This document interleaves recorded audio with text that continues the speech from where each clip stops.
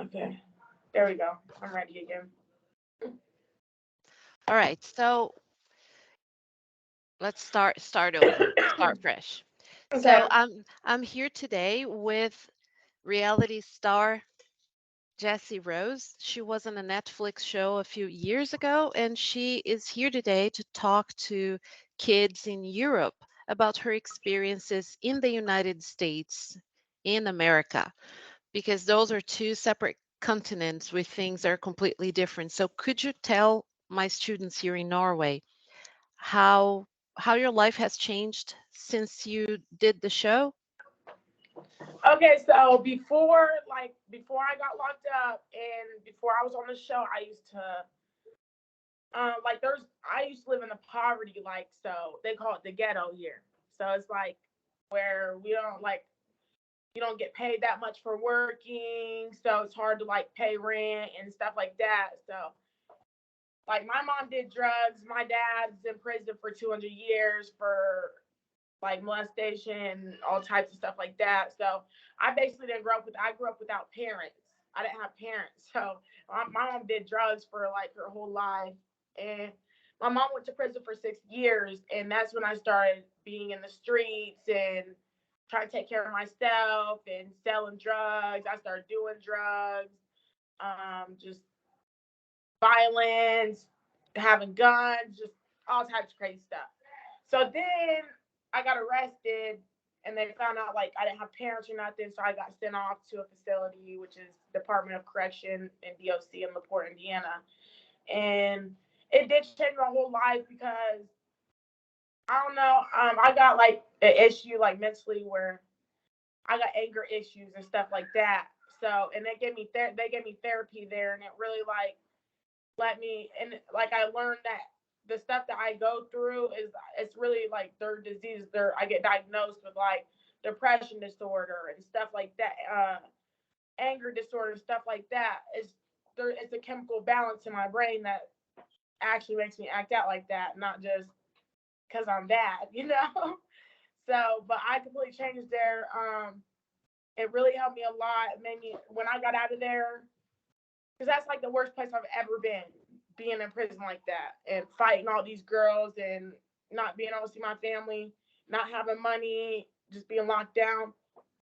So when I got out of there, what did I do? Oh, when I got out of there, I went to a residential facility because I got in trouble again because I did change, but I was still like, you know what I mean? Like, I was still bad.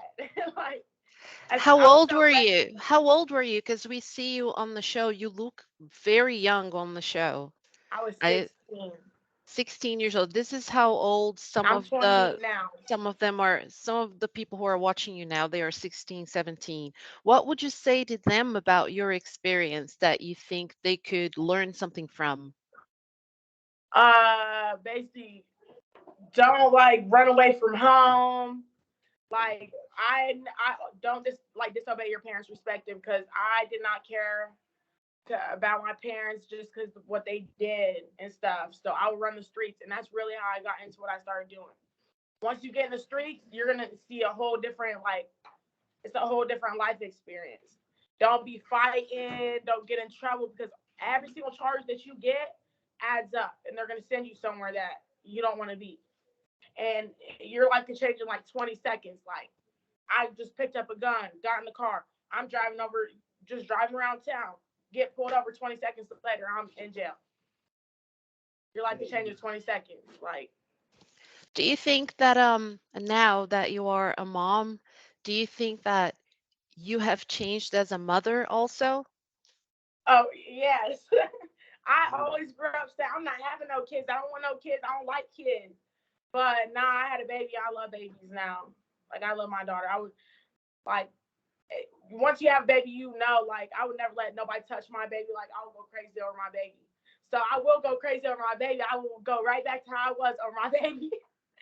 But I take care of my baby, do anything Yeah, for I've my baby. seen Like, I've seen pictures when you had a different social media platform, and she looks very well taken care of, and you we can tell that she's in good hands. It's yeah, so right now, I got to go to court for my baby because me and my baby daddy's not together, and he lives 3 hours away. So we have to do visitation. Like, we got to figure out a custody agreement. So I Is got it to court next always month. is it always in the United States that when you have a baby with someone that they have to be involved unless they sign away their rights, you have to get them involved? Yeah, because yes, they'll take you to court, make you pay child support if you're not trying to be involved. So either you're gonna see your baby or you're gonna pay for your baby. It's one of they'll take you to jail for not paying child support. So you can't just run off like that. It's not easy. You can't do it. It's So impossible. you were telling me that you were doing a new type of job. Now, can you talk about that? If it's confidential, it's fine. But can you talk a You little bit know about what? the work, your work that you're doing now? Oh, okay. So yeah, I work for PEBT. So here in the United States, the pandemic, the COVID, and all that hit. All the schools were shutting down. Like we couldn't even leave our houses. Everybody had to wear masks. So for the school being shut down, stuff like that, they were giving out free food stamps, like free food for people's kids that were in school. Because normally kids go to school and have breakfast and lunch, and being at home and eating breakfast and lunch, like they're gonna run out of food. You feel me? Like because there's a lot of poverty areas, and those are the poverty areas is the people that get it. All their kids get the food stamps or whatever. So I work for a customer service for PET. So I just answer the phone and I help them activate their cards, tell them if their child's eligible, and basically get it all set up for them. Yeah, that sounds like something that you could help a lot of people by doing this job. So kudos to you for that. Can you tell us about the education system where you were in the facility where you were for the Netflix show? Did you feel like they gave you a chance of getting an education while you were in there? Because I saw that you had classes, but on the show it might not be the reality that you lived. So can you tell us about that, the courses that you Yeah, took? it was like regular school when I was locked up. Like we would walk down to this building and there's like rooms, they're classrooms. So I would go to English class and I'll go over to math class and then, it was regular classrooms and it's actually work. But when we're locked up, we really don't even care that much about it. I did. I love school, so I cared. I graduated. But a lot of kids being there fighting and all the drama from being in there with those girls, they bring the drama from the units into school because that's when we mix with unit 2 in school, so that's when all the fights and everything. But I got an education for sure. It's like regular school in there. Right. So they gave you a diploma, like a high school diploma in the end, or is it like the equivalent to a high school diploma? What The kind of? equivalent.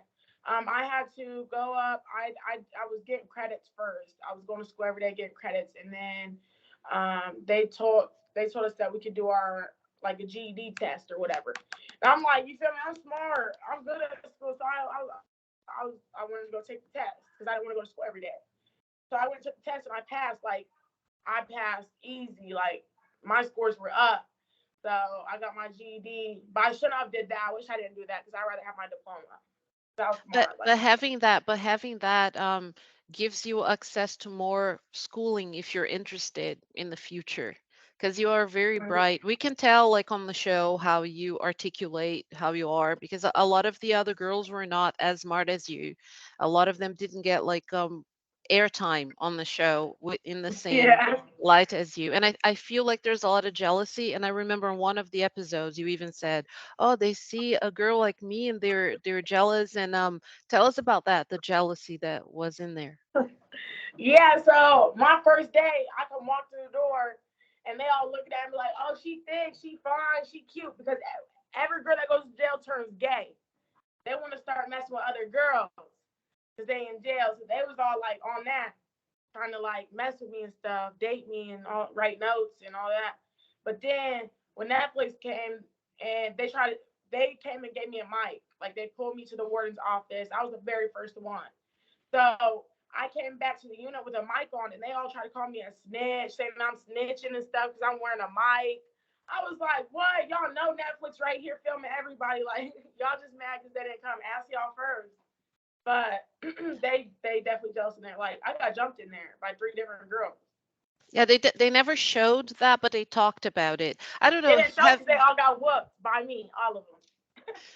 Have you ever sat and watched the show and looked at yourself and thought about, oh, that's the person I used to be? And how do you feel now when you watch that?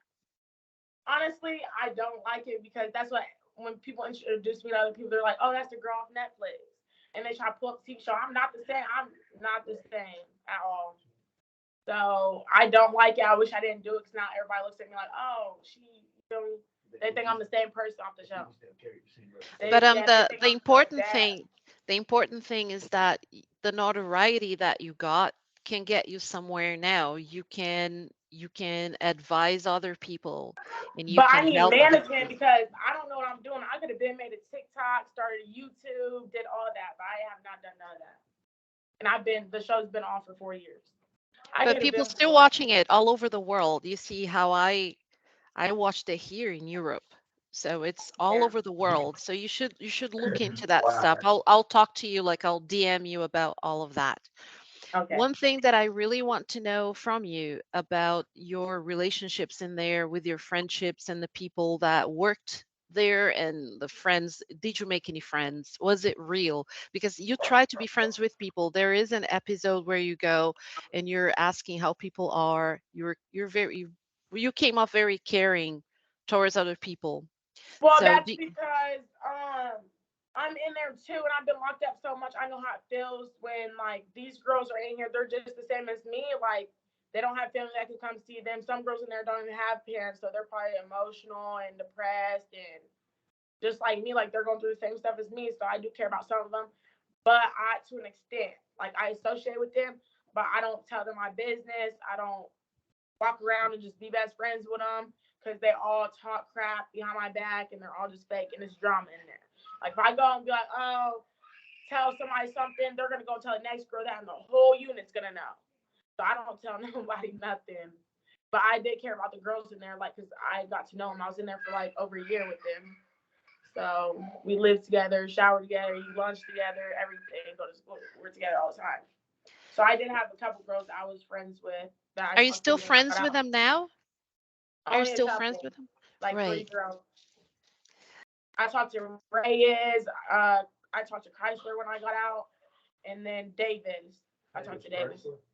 Yeah, she lives in Indy. Tell us what indie is, because they might not know. Oh, Indianapolis. Ain't that that's the capital of Indiana. That's what I was just thinking. How do I say? But we call it NAP, like NAP, NAP. But it's Yeah, Indianapolis, or see, people call it Indy. that's very precious information for us because we see, like, we learned about the United States and we see it on the map, but we don't know this inside information NAP like is that. busting. NAP is lit. Everybody goes to NAP to party, get hotels. Cause you come to Kokomo where I'm at right now, and you drive around Kokomo, and there's not a whole bunch of cars and highways. You go to Indianapolis, and there's highway, e-ways. Uh, yeah, there's towers, all types of stuff. Like it's it's lit there. Yes, bro. Chicago too. Chicago, y'all probably hear bad stuff about Chicago, but Chicago lit too. Yeah, people hear more about Chicago, way I'm more. from Chicago. You're from there. Okay, cool. Yeah. So, just for us to wrap this up, I want you to leave, like, if you had to say one thing that you want the world to know about you, what would that be? Um, I'm trying to think because like I don't want to say something that because I'm always joking around. um, One thing I want the world to know about me is that I always had to do everything by myself. I never had any help. So if they wonder why I act like that and why I was like that, I grew up with nothing. I didn't have Christmas. I didn't have nobody take me trick or treating. I was in the street like I didn't have nobody. So take advantage of your families and people that's there for you and stuff like that because I don't have nobody. Thank you, Jesse. I know that you have other stuff to do and your brother has to get somewhere. Is that like your blood brother? Is that like a brother, like a very close friend? That's very cool friend. Like that's my Because I know brother. that we say a lot of that. Oh, that's my sister. That's my girl. Like that's my brothers. I like that. No, Okay. they showed my actual blood brothers on. I don't. I think they might have blurred them out on the show though. But I can show you. No, because I'm on my phone. But But yeah, my brother's anyway, in jail right now. He's facing level okay. one All right. homicide. All right. So I'll DM you about the rest of that stuff. And then, but we'll stay in touch. Thank you so much for this. This was very, very special. Thank you very much. You're very welcome. Thank you for having me on here. And we'll stay in touch. Okay. Thank you. Just DM me. And